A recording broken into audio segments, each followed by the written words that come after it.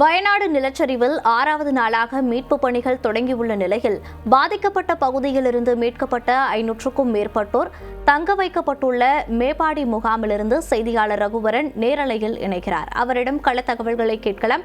வணக்கம் ரகுவரன், தற்போது வரை அங்கு எத்தனை மக்கள் முகாம்களில் தங்க வைக்கப்பட்டுள்ளனர்? இன்னும் எத்தனை பேர் அங்கு மீட்கப்பட வேண்டியிருக்கிறது? 6வது நாளாக இந்த மீட்பு பணியானது தொடரும் நிலையில் அங்கு ஏதேனும் சிக்கல்கள் தற்போது ஏற்பட்டிருக்கிறதா? விவரங்கள்.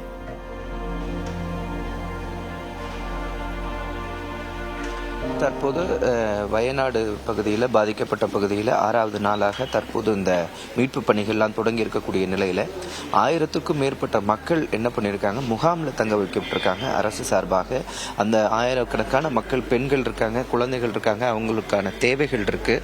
நாள்தோறும் 3 வேளையும் அவர்களுக்கான உணவிலிருந்து மருத்துவ உதவிகள் வரைக்கும் அனைத்தும் தேவைக்கூடிய சூழ்நிலையில் பல்வேறு பகுதிகளில் இருந்து இந்த பகுதிகளுக்கெல்லாம் இந்த பொருட்கள், நிவாரணப் பொருட்கள் வந்துட்டு இருக்கு. நிவாரண பொருட்கள் எடுத்துட்டு வரவங்களுக்கு சில சந்தேகங்கள் இருக்கு, எங்க போய் கொடுக்கறது அப்படின்ற சந்தேகங்கள் இருக்கு.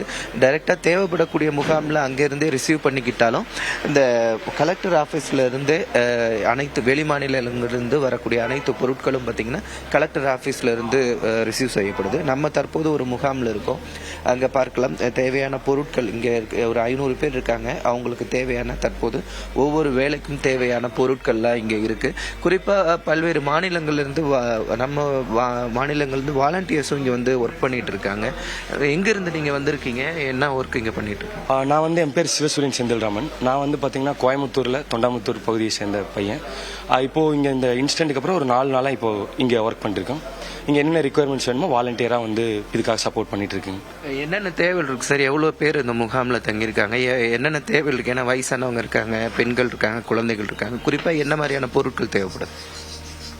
இப்போ பார்த்தீங்கன்னா நேற்று நாங்கள் எண்ணெய், பருப்பு, சால்ட் எல்லாம் தேவைப்பட்டுச்சு. இப்போ பார்த்தீங்கன்னா அதெல்லாம் இங்கே அவைலபிளாக இருக்குது. இப்போ பார்த்தீங்கன்னா ஸ்வெட்டரு, பிளாங்கெட்டு, அப்புறம் டிஷர்ட்ஸ் எல்லா ஏஜுக்கும். தென் இன்னரும் பார்த்தீங்கன்னா உமன்ஸ், ஜென்ட்ஸ் ரெண்டுக்குமே இன்னர் கொஞ்சம் வர அது தீர்ந்துட்டே இருக்கு எவ்வளோ வந்தாலும். ஸோ அதெல்லாம் கொண்டு வந்தாங்கன்னா ரொம்ப சப்போர்ட்டாக இருக்கும்.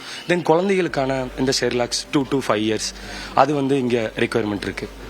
அந்த மாதிரி வர்ற மக்கள் அதை பார்த்துட்டு கொண்டு வந்தாங்கன்னா ரொம்ப சப்போர்ட். இப்போ வெளி மாநிலங்கள்ல இருந்தெல்லாம் நிறைய பொருட்கள் வருது.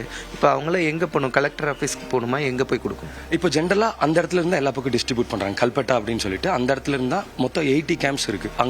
அங்கே எல்லாமே டிஸ்ட்ரிபியூட் பண்ணுறாங்க. அப்போ தான் எல்லாத்துக்கும் எங்கே ரிக்குவயர்மெண்ட் இருக்குன்னு. இப்போ இந்த வண்டி பார்த்தீங்கன்னா டேரெக்டாக மேப்பாடி வந்துட்டாங்க. இங்கே எங்களுக்கு என்ன ரிக்குவயர்மெண்ட்ஸோ அதை இறக்கிட்டு மீதியை அவங்க அந்த கேம்பில் கொண்டு போய் டேரெக்டாக கொடுத்துக்கலாம். அப்படி தான் எல்லாம் டிஸ்ட்ரிபியூட் ஆகிட்டு இருக்குங்க.